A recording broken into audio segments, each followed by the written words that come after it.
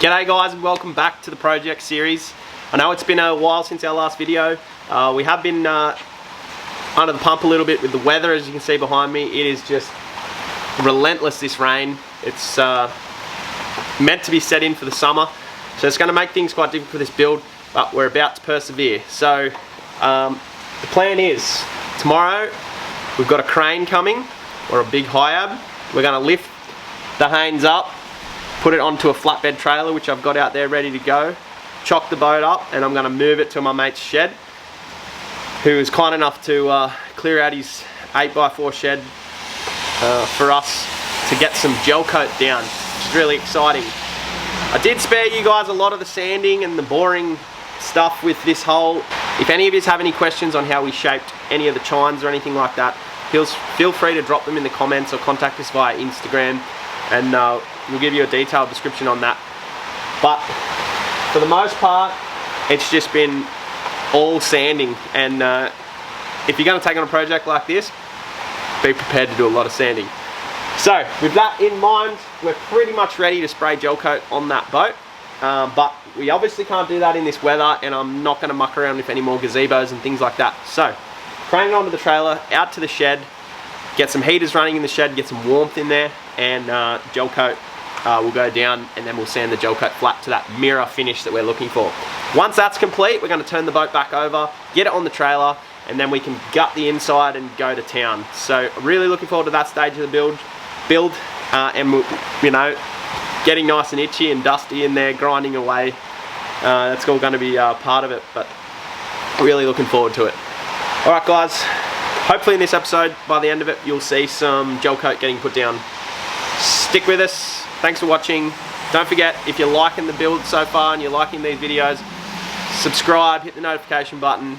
That really helps us, and it's going to help us bring you more content and keep me motivated as well. So the more people that give us the thumbs up, that's a good sign that we're doing something good here, and that's motivation to keep going with it.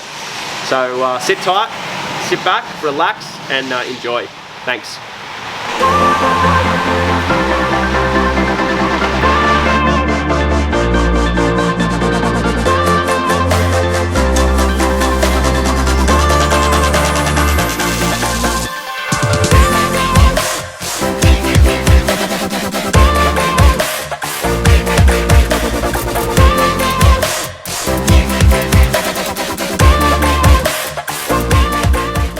Well guys, the sun's finally come out, and we've moved the boat into the shed. The next step from here, I've done a pre-sand, so I've gone over with 80 grit over the whole hull, and basically just make sure that we're going to be able to bite into that old Gelcoat and removed a lot of that product as well with the 40 earlier on as well, so it's not quite as thick as the original layers would have been. And all the hull repairs are done. Now I'm going to clean the hull and do a wax and grease remover, and then an acetone wipe today. Basically then mask up the whole hull, the areas that aren't going to get painted obviously.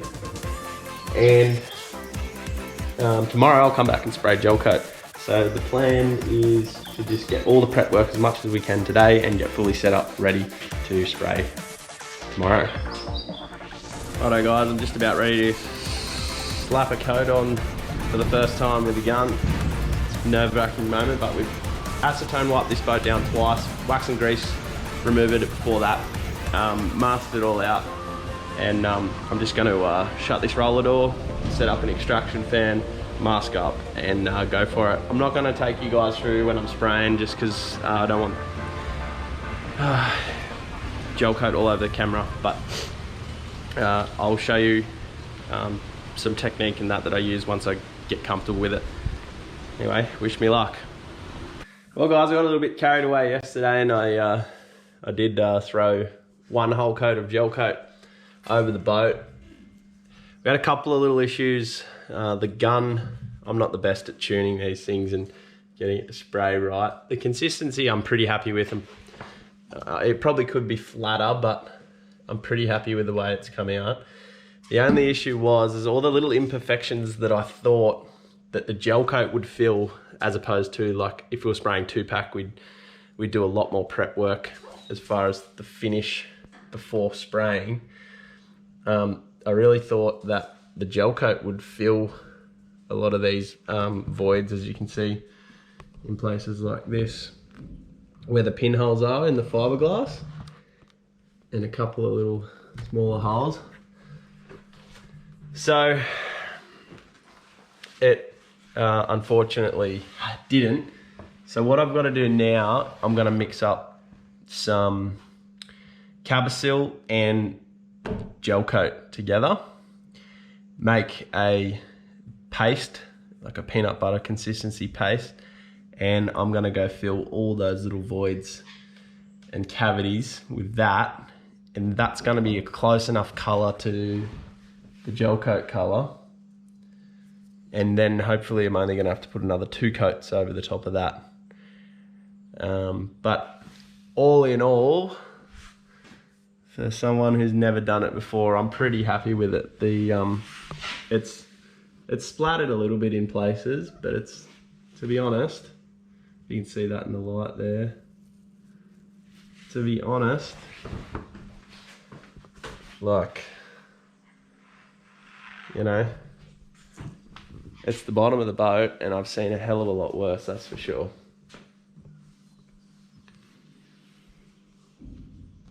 And it's still a little bit tacky, like my finger's making a slight mark in it, and that's because the first coat we did is gel coat unwaxed. So it's thinned with styrene to get the right consistency to go through the gun. I thinned it at 5%, and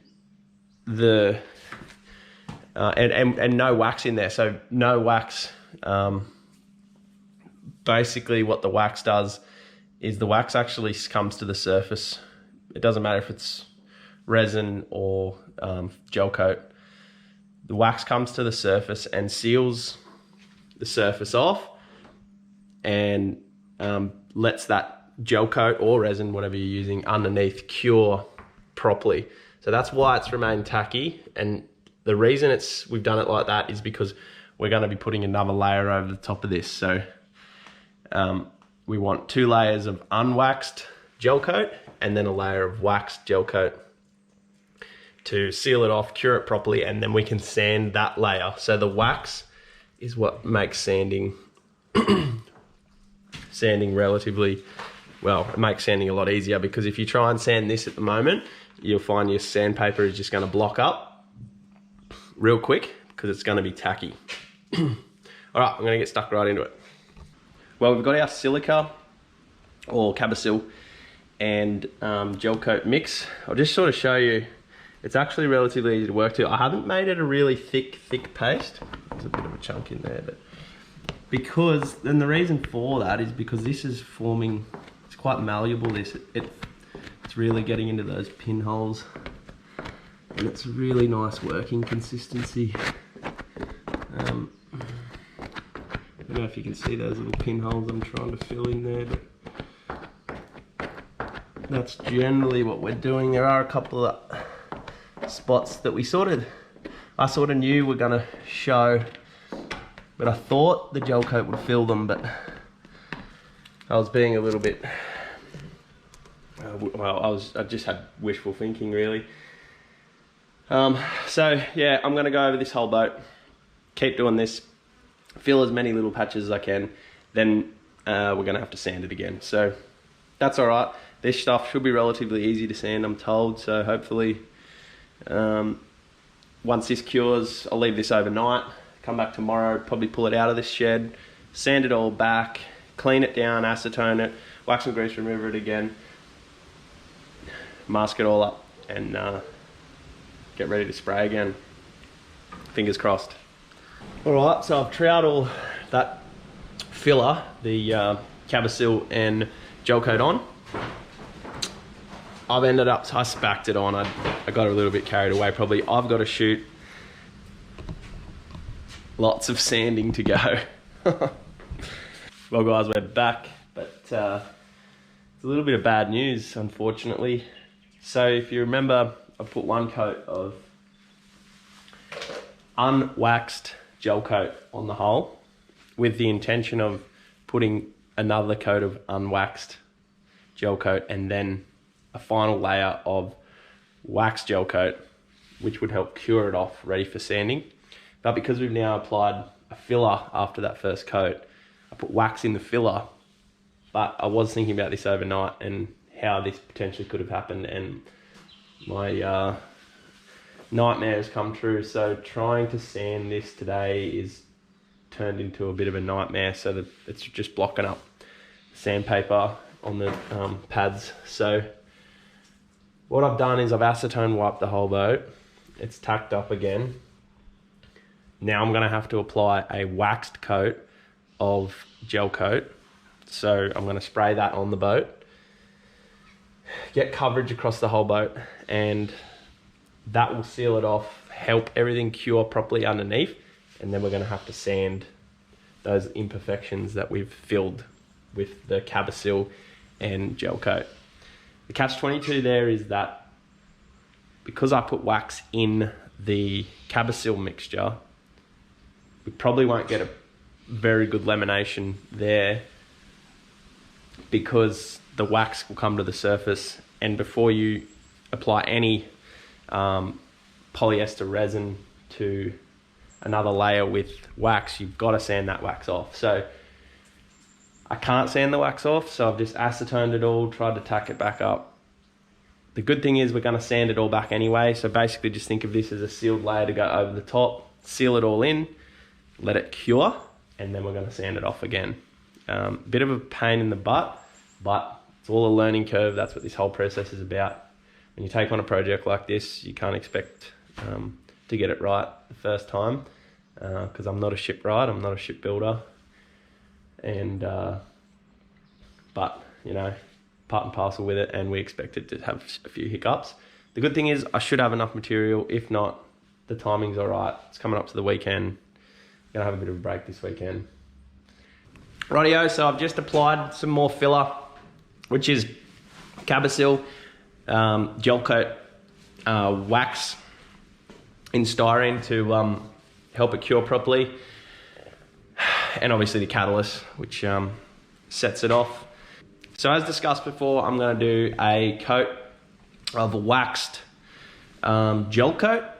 I'm going to thin that at 5% with styrene, and I'm going to give it 5% wax in styrene as well. And then that wax is going to help cure it for sanding. Just going to about to start the extraction fan in the shed here. And I've got my pots pre-poured. I've got my catalyst in a measurer, and I've got wax in styrene and styrene ready to go. I'm going to measure that in the measuring cup. All right, turn this extraction fan on and get going. Rightio guys, that's going to do me for today. It's only about lunchtime, but I've got to let this cure off. It's just starting to tack off now, which is nice. It's a nice warm day. There's a bit of wind, but it's going to warm up nicely in this shed and help cure off all that gel coat nicely, ready for sanding. Maybe tomorrow if I get time. If not, it'll be Monday. All right, let's get out of here. So guys, since the last time we spoke, I've done a fair bit of sanding on the boat after I applied that Cabasil and gel coat mixture, and it's actually come up a treat. You probably can't see it in this light. I don't know. You can see spots where I've sanded through the gel coat, but all the chines, all those little defects, all those little imperfections were filled and then sanded back out, and the boat's looking $1 million, and that's sanded back with a 120 grit sandpaper on the 150mm orbital. So I've got about maybe another couple of hours down this side to finish off, but all the front of the boat, it's come up really well. I'm really happy with the way it's coming up. The hours gone into this so far, like I've lost count. I was going to keep track of it, but you'd probably be well over 100 hours already. But look, at the end of the day, it's going to look $1 million when it's all sanded back, down through the grades and all polished up. So I'm going to sand that, and then I'm going to put 2 more layers of gel coat on, and then we'll sand that back down through the grades, polish it up, and then get this boat turned over and start gutting the inside. I got the thermalite on order, so I should be picking that up next week. So that was a hefty bill, which I'll tell you all about that at the end of the series when we're doing the cost breakdowns. But yeah, we got hold of the thermalite. That was the main thing, and we've just got to get some more resins and things ready from some suppliers in Sydney and go from there. So looking forward to the next part of the build, but for now I'll do some more sanding. I won't bore you with the sanding because it's boring enough to do, let alone to watch. So sit tight, and I'll be back with you shortly. We've pulled the boat out of the shed now, and I spent probably another hour or so sanding in the natural light where I could see a lot of the defects. I'll just jump up and show you guys sort of how it's come up. There's still a few little bumps here and there, but they're minor little things that could probably be repaired after the spraying, but overall it's come up pretty good. I'm going to prep it, probably go over it once more with a bit of 80 grit on the hand block, and just make sure I haven't missed any major spots, and then prep it for gel coat, clean the shed out, get all the dust out of that shed, and yeah, get a couple of coats on it. Righto, let's get into it.